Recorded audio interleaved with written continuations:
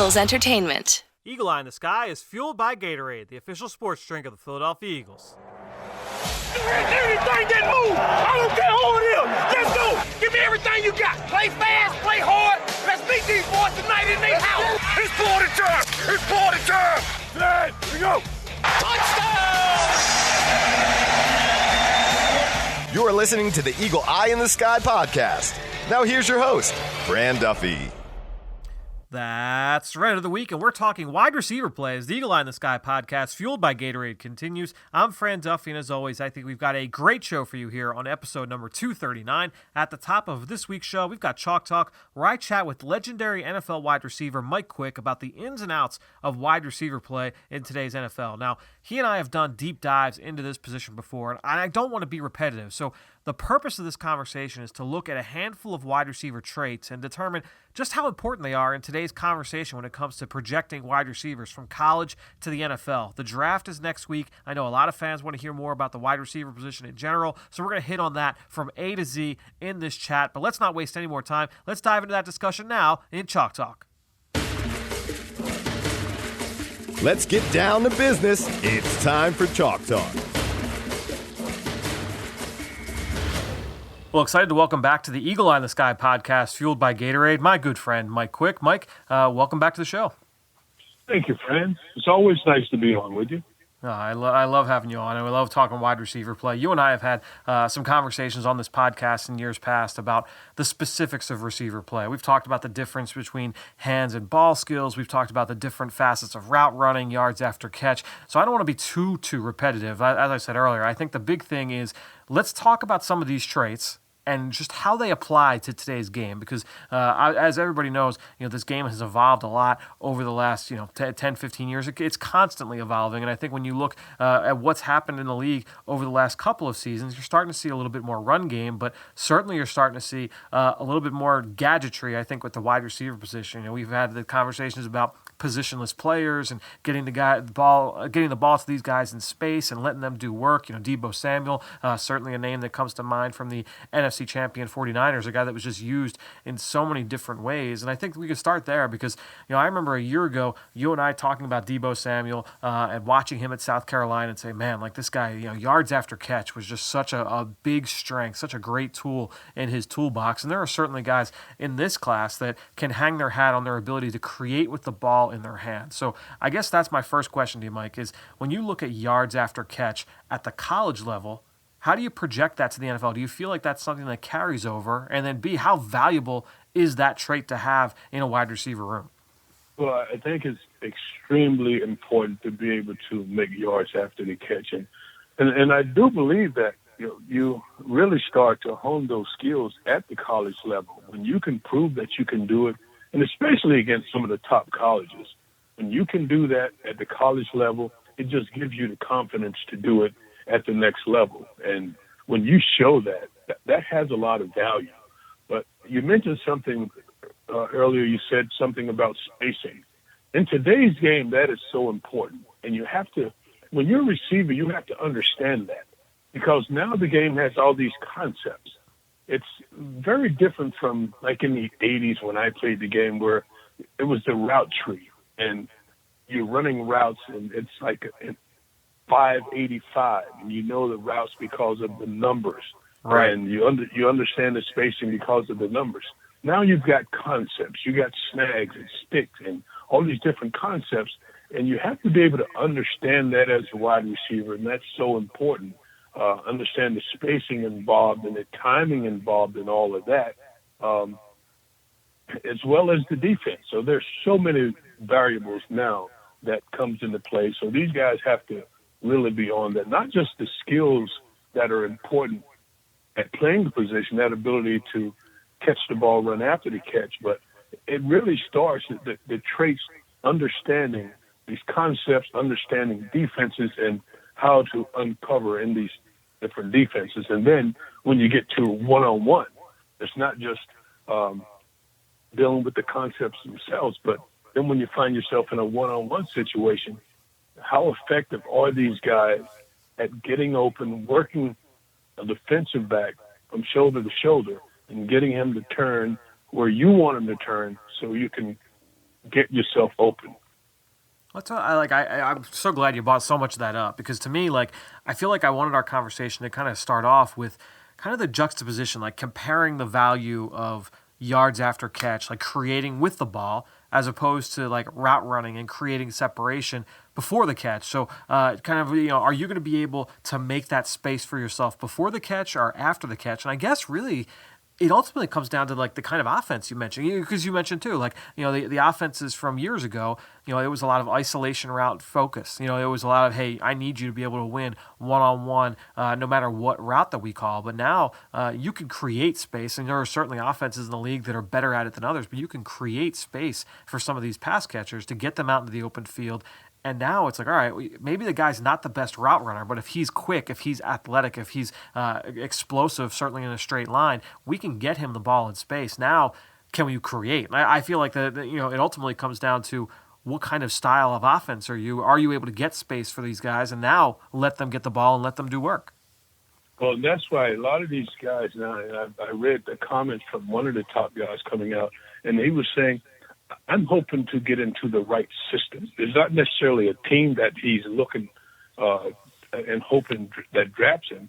And this was a smart comment by this kid. I'm hoping to get into the right system, because the systems are so important. And you're so right. Some of these concepts are designed to get you open. And then as a receiver, I've got to know where the defenders are.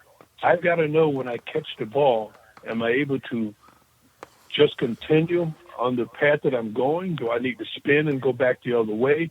Where are the defenders? And that's how you become really good at the yards after the catch, when you understand defenses and know where the leverage points are in the defense, and you know where to run with the football after you catch it. And I'm glad you brought that part of it up too, because and you mentioned it earlier, the mental part of the game, and all these guys, for the most part, they're all going to have this big jump, and that's where we don't necessarily know. That's where the projection comes in. How are these guys all going to react to handling a full route tree, handling an NFL playbook? They're all going to be asked to do a little bit more, sometimes a lot more, than what they were asked to do at the college level, and that obviously adds a little bit of murkiness, I guess, to the projection. And I also, for those listening at home, I don't want to take away from, what I view as value in terms of route running. I feel obviously you need to be able to create your own space. You look at guys like Jerry Jeudy. We don't see guys that often that come out that are as polished or route runners as that kid is, in terms of being able to create his own space. But I think when you look at it, so often these guys are a little bit raw. When you look at guys at the college level, is there something that you want to be able to see from them from a route running standpoint that says, you know what, this guy's got it? Is there a specific route you'd like to see them run? Is there a specific athletic trait you want to see? Like, is there a mindset that you can kind of pick up on after watching? What is it that you really want to see in terms of a guy's upside as a route runner? So I think that there are a couple of things that I like to look for. How explosive the guy is. Does he waste time? Does he waste steps? I'm watching some of these guys, and every time the ball is snapped, there's a false step. Now, to me, they need to be coached up a little bit, because you waste time with a false step. How long does it take him when he's up to full speed to break, to get in and out of that cut? And how crisp is that at the top of the route? So very important, because that's where you get separation from a defender. So that part, getting in and out of that cut, that explosiveness, how smooth you're able to do that. Does it take a lot of work for a guy to do that? Or is he pretty natural at doing that? That's important. Because, when the pressure is there, the guys who are smoother at doing it, the guys that can make it look easy, can do it with ease, those guys are going to be able to do it with ease when the pressure is there. And in the National Football League, there's going to be pressure every snap. So that, to me, is really important. There's so many things, man. But to me, one of the things that I think is the biggest quality that you can have is just a deep down competitive fire that makes you want to win every time. Yep. And we don't necessarily get to see that on the outside, right? Like, from a media standpoint, we don't get a sense of that. But obviously the teams, the scouts, the coaches, when they meet with these guys, they start to get a sense of whether that guy has it or doesn't. That's right. And that's so with the current state of affairs in this country, Right. that to me is going to be one of the tough parts, the intangibles. When they're able to sit down with guys, spend time with guys, you can start to pick up on some things like that. Or if you're able to spend time with them at, say, these senior bowls and different places like that, where in the past you've had a lot of time with these guys, you don't have that amount of time with them now. So that part, I think, is going to be a little bit scary and missing. Yep. But when you know that a guy deep down has that fire, that competitive thing, that is a really important trait. It's in terms of like the specific routes that I look for. Number one, I love to see a guy be able to run a deep dig and create some separation. Certainly, I mean, honestly, if you can't even run a slant in the NFL, I need you to be able to show that you can win one-on-one. Because, again, at times, you're going to have to win one-on-one. You can't just be a guy that's going to rely on the offense creating space for you. You have to be able to create your own separation. So, you talk about a slant route, a dig route. I'll tell you what, man, I love just seeing a guy that works outside the numbers that can work a really smooth comeback route. Obviously, look, everyone wants to be able to work vertical and, sell the 9 route, but being able to just kind of throw the afterburners on, sell as if you're working vertically, then just drop your pads and break back towards the line of scrimmage, towards the sideline. I mean, that's big time. That to me, like, that's a guy that I was like, all right, this guy knows what he's doing. And I love that. When you know how to run. And for me, it's when you're talking just routes, that's one of the top ones. But the dig route, if you can run a dig route and you can flatten that thing at the top so that you don't have to worry about the safety and getting cold-cocked about safety, or the 7 route, when you can run that post corner, you're really smooth, you can really sell that post, spin to the outside on the corner portion of the route, and I'm watching these guys, and the really good ones, probably the first 3 steps on the corner portion of the route, they're never looking back. They're just digging in, getting their speed up, and then they start to look for the football and adjust to the football. Those routes, when you can run a solid dig route or 6 route or the comeback route or 5 route, and then the post corner or the 7 route, that to me can start to tell you what type of route runner guys are. What was your favorite route? Post corner. Yeah. Post corner. I always felt like I could, and you have to be patient on the post portion of that route. Sure. And make sure that the guy feels like he's got to get in to try and stop the post, and then you beat him on the corner. And sometimes you're able to see it out of the corner of your eyes. Sometimes you can hear that grunt. If you can get him going in on the post and then start on the corner, many times you hear a cornerback grunt because he knows he's out of position and trying to catch back up to you when you go out on the corner. But that was always a favorite. And then just being able to run by people. Do you feel is there a red flag for you where you're watching a guy and you say like, oh man, like I'm not going to be able to teach this. This area, it's going to be really tough for this guy to be able to improve on, this trait at the next level?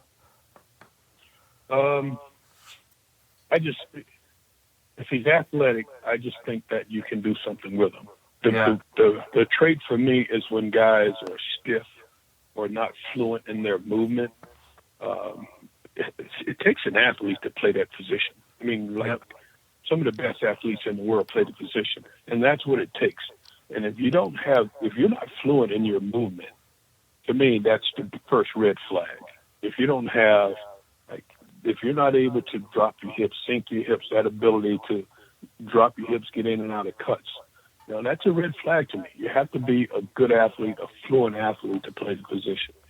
Because, I mean, that goes from every aspect from snap to whistle, right? I mean, that's getting off a jam, that's creating separation mid-route, that's being able to adjust at the catch point, and then the yards after catch. Like, everything you're talking about there requires a certain amount of athleticism that if you're missing that, you're going to limit, ultimately, your ceiling. Your hands and ball skills can be as good as you want. Your toughness can be as good as you want. Your strength can be as good as you want. But if you don't have that athletic ability, it's gonna limit you.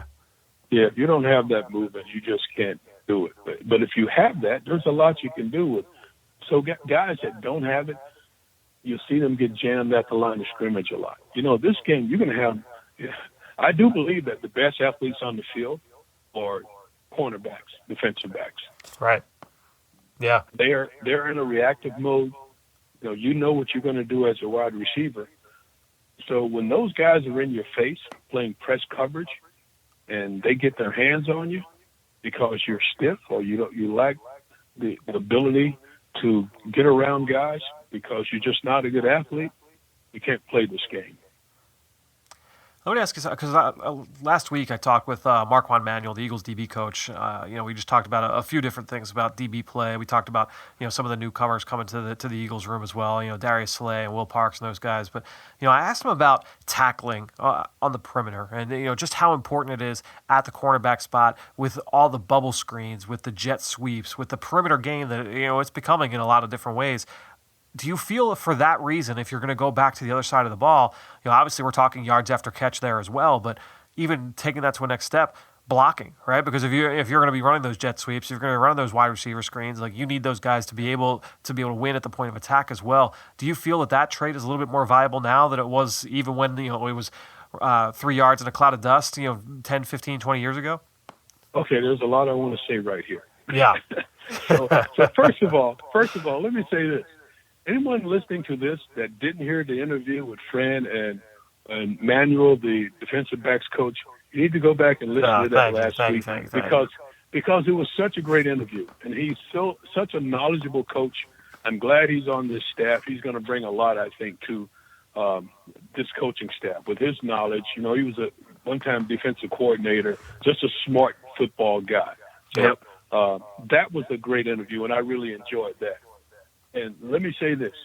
One trait that I've missed, and I'm glad you touched on this, you got to be tough to play the wide receiver position because you do have to be a really good blocker. Any run that you see downfield that gets beyond 6-8 yards, it's because you got wide receivers on the outside that don't mind sticking their nose in and blocking people. That's such a huge part of the game now. Especially now when you look at the RPO game, when as a defense you can't tell if it's pass or run, and many times offensively you don't know until the ball is snapped because the quarterback is the guy that's going to make that decision. You've got to be a good blocker on the outside. You've got to be willing to stick your nose in there because that's how you're going to get big plays. And then it also helps you in your passing game when you're able to set up plays downfield because you're going to go out as if you're going to block and you slip a defender and get around him. Right. You have to be a tough guy on the outside and willing to block, willing to catch the football in traffic. If you don't have that, you can't play. And that's what, like, the toughness aspect is. That's both physical and mental, right? Because everyone talks about that with just having a short memory as a corner, right? Or as a DB, you give up a big play, hey, flush it and move on to the next play. I feel like you need that as a wide receiver as well. Like, hey, if you have a bad drop, like, all right, like drops are part of the game. Like every receiver is going to have some drops, but you got to be able to kind of shake that and keep going. So I feel like that mental part of it is also incredibly important. Yeah, you got to have that. That's just I think it's just nature of playing, and especially at this level. But playing sports, you're not always going to win, and you learn that early on. Yeah. So when you have those failures, how strong are you? Character-wise, how strong are you when you have those failures? Can you bounce back from that, or do you let that eat at you? Do you feed on that and let that cause something else to go wrong because you're not able to let that go and move on to the next play? Defensive backs, they're great at it. They're so used to it. But as a wide receiver, you may have one drop out of 8 balls thrown to you, but that one drop is going to eat at you. But you have to be able to you have to have the strength to let that go and move on to the next one.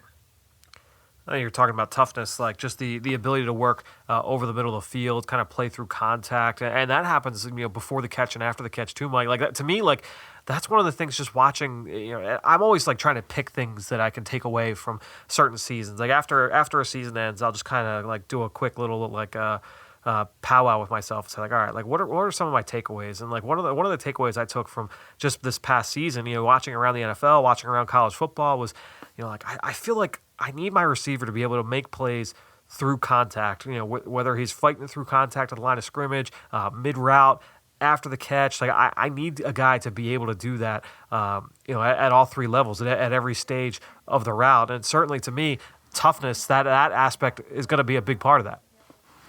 Fred, open in college is a lot different than open in the NFL, and many catches are going to be contested.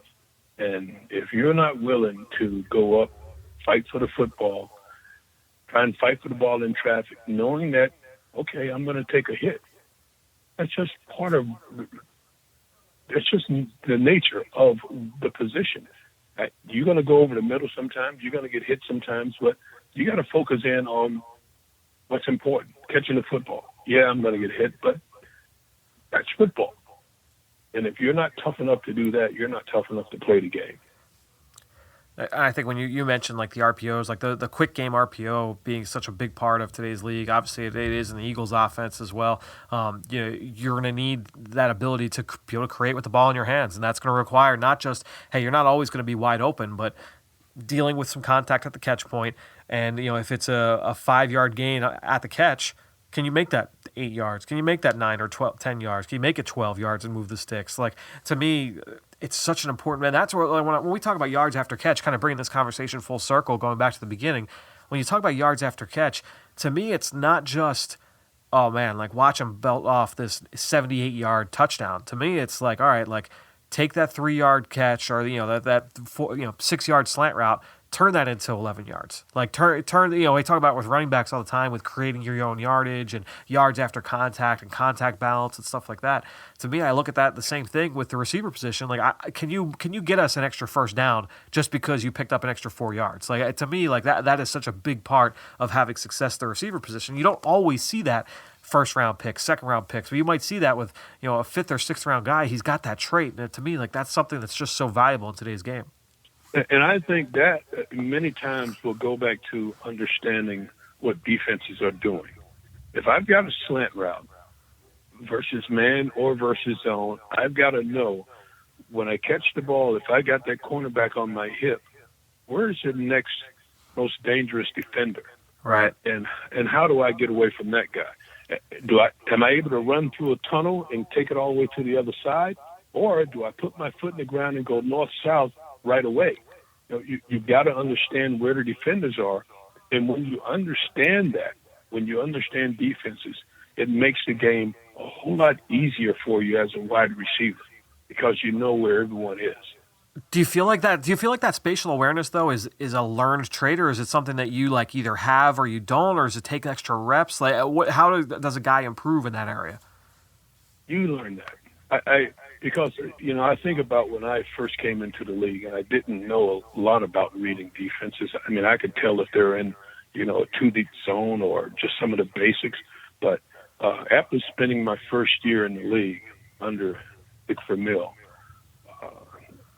I learned a whole lot about defenses and how to read that next guy in, that safety, or read the linebacker. There's always a triangle there, so you can figure out, kind of what they're doing. Is someone buzzing out underneath you, or however they're playing you. If you're getting someone running to the outside, playing in and out coverage on you. If they're rolling the coverage to you, they're rolling the coverages away. And when you start to understand that, all those little things and the details that are involved there, that's when the game opens up for you. You hear guys talking about the game slowing down. When you get to the point where you can decipher all of that, that's when the game will start to slow down. Well, Mike, this was a really fun conversation. Obviously, the NFL draft just a week away. Eagles fans excited about what could be at the wide receiver position in this draft. Well, Mike, hope to talk to you again soon. Wait, what's going to be at the wide receiver position? Oh, I don't know, man. It's going to be a lot of playmakers. But I think when you look at it, to me, like, dude, this receiver class, there are guys going from, when you see first round down into like round 4, round 5, I'm like, yeah, like this guy can play. Like, even just some of the smallest guys, some of the lowest named guys, I look at him like this guy has the ability to be a top 3 receiver in the league in terms of where he falls on an NFL depth chart. I feel like he could be a starter. So I look at the depth of this class as really, really intriguing. Yeah, I agree with that. Where else do you look? I mean, where else do you think this team can improve? That's a good question, man. I mean, like, to me, like, I've always looked at it like this. I know that everybody's going to say wide receiver, and I get that. Yeah, of course. But you know, there are other areas, I think, where they can improve. Well, where do you think? I think a linebacker would help. Yeah? Yeah. I think a linebacker that, and of course, in this defense, they've got to be really versatile. I think they've got to be guys that can cover, and you don't necessarily need a Jeremiah Trotter type thumper. Sure. But you need a guy who's a run stopper as well as a guy who has the versatility that he can take a tight end or he can take a back out of the backfield. You need those, you know, and yeah, I think that's necessary. I think to me, like when you go talk about like the RPO game and like where the game is now in terms of tempo and hurry up offense, like your linebackers have to be able to run. They got to be able to cover. They got to be able to blitz. They got to be able to do a lot of different things for you, but also be able to hold up on the mental side as well. I mean, we talk about that all the time at every position, but if you're going to go hurry up and a guy's going to be a true 3-down player and be stuck on the field and be able to match up to a lot of different people, you got to be able to handle that from a mental standpoint as well. To me, like, you know, that is just such an important part of the position, not even just like a play recognition and instinct standpoint, but just being assignment sound and knowing where you've got to be on any given play. I agree.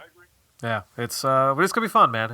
Look, I'm a big believer in best play. Like, take the best players, you know, because you never know, what your needs are today may not be your needs in the fall, may not be your needs a year from now, 2 years from now, 3 years from now, and that's why you see all these articles of, why did this guy draft this? Why did this team draft this guy 3 years ago? Like, well, it's because they drafted for need instead of drafting best players. So to me, like, I'm a big believer in best player available, and I know that the Eagles have been a big believer of that process as well over the last few years. So I'm excited, man. I love the draft, as you know, as our listeners know. I'm a big. I love the NFL draft. I love the aspect of team building and roster building. So exciting time of year for sure. Excited to talk to you about this roster moving forward as we get into the summer here on the Eagle Eye in the Sky podcast, fueled by Gatorade.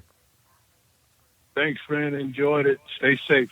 Great stuff from Mike, and you can follow him on Twitter just like I do, at MikeQuick6. And while you're at it, I'm at FDuffy3. That's where I post all the podcasts I'm a part of and all of our X's and O's content that we produce at PhiladelphiaEagles.com. And you know, I greatly appreciate everybody that promotes this podcast on all forms of social media. That is one way to support the show, but the other way, the best way, is to go on to Apple Podcasts or Stitcher, leave us a rating, leave us a comment. I want to give a shout out to some people who have done that lately, and we're going to go to 3 comments here. And we'll first go to Dave71162, who went onto our Apple Podcast page, left a 5-star review, and said, "Thank you for keeping me informed and updated on the team for the upcoming season. You keep things exciting during the offseason while I'm longing for an Eagles game day." Well, Dave, thanks so much for the rating. Thanks so much for the comment. Appreciate your support on our Apple Podcast page. Another one here from JulesFree18, left a 5-star review saying he loved the Ike Reese pod, would love to hear more stories like this from him or any other Eagles from his era. Hollis Thomas probably has some funny stories. I'm sure that he does.